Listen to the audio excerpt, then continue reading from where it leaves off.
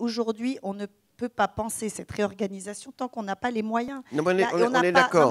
On est d'accord, mais si on se projette un petit peu plus, les moyens, on vous les donne, par exemple. Si après, effectivement, il y a des projets à construire ensemble. Je pense qu'il y a eu beaucoup, il y a eu un hospitalocentrisme.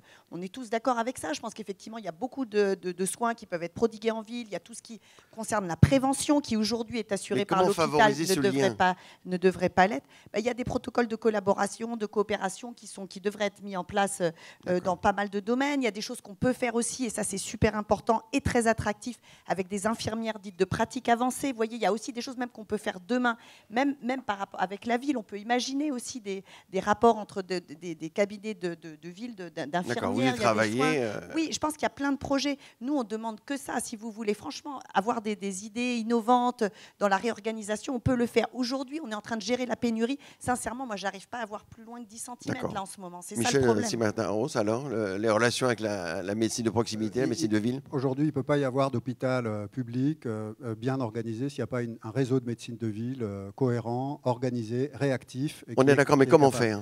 D'abord, il faut probablement revaloriser aussi un petit peu les conditions de travail des médecins libéraux pour qu'ils puissent accueillir. Et puis, il faut penser les parcours avec les médecins libéraux. Vous savez, la réforme du parcours de soins pour le diabète et l'insuffisance rénale chronique. Moi, je suis pédiatre. On a participé à toutes ces réunions. Puis finalement, on a sorti la pédiatrie parce que c'était trop compliqué, trop d'argent, trop de ceci, trop de cela. Et puis, ça commence par l'hôpital, mais ça ne commence pas par la médecine de ville. Et le parcours, le médecin libéral de ville qui va suivre le patient, il est exclu de ce parcours. Exactement. Donc, probablement qu'il faut une réflexion un petit peu plus inclusive. Nous, ce qu'on a retenu, c'est qu'il y avait de bonnes idées, mais ce qui manquait surtout, c'est du courage. Et c'est un peu ce qui François Crémieux, est-ce que vous avez du courage? Je ne sais pas si la question s'adresse à moi, mais je pensais la question du courage. Mais je pense effectivement que la question de la relation avec la médecine de ville, elle est essentielle. Quand on se pose la question de savoir pourquoi est-ce qu'un pays qui finalement dépense une part encore une fois, de sa richesse nationale raisonnable, on peut dépenser un peu plus, mais globalement, on dépense une part de notre richesse nationale raisonnable dans la santé, et pourtant tout le monde est malheureux. Donc, comme une question, c'est peut-être un peu français aussi. En gros.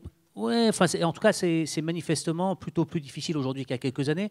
Et dans une certaine mesure, pardon de la simplicité de la question, mais où passe l'argent? C'est-à-dire, où passe l'argent de cette richesse une partie de la réponse, c'est que dans les parcours de soins des patients entre la ville et l'hôpital, on a du gâchis. Pardon, encore une fois, du simplisme du mot, mais on a du gâchis, les choses sont moins bien organisées qu'elles ne le pourraient, et donc on a là une part de cet argent et de cette richesse qui est dépensée de manière inutile. Alors c'est un mélange de soins qui auraient pu être évités, d'hospitalisation qu'on aurait pu éviter 3 jours plus tôt, c'est de la iatrogénie médicamenteuse qu'on aurait pu éviter si le médecin hospitalier avait pu appeler le médecin de ville et prévenir du fait que telle personne âgée avait un médicament un peu compliqué, qu'il fallait faire attention.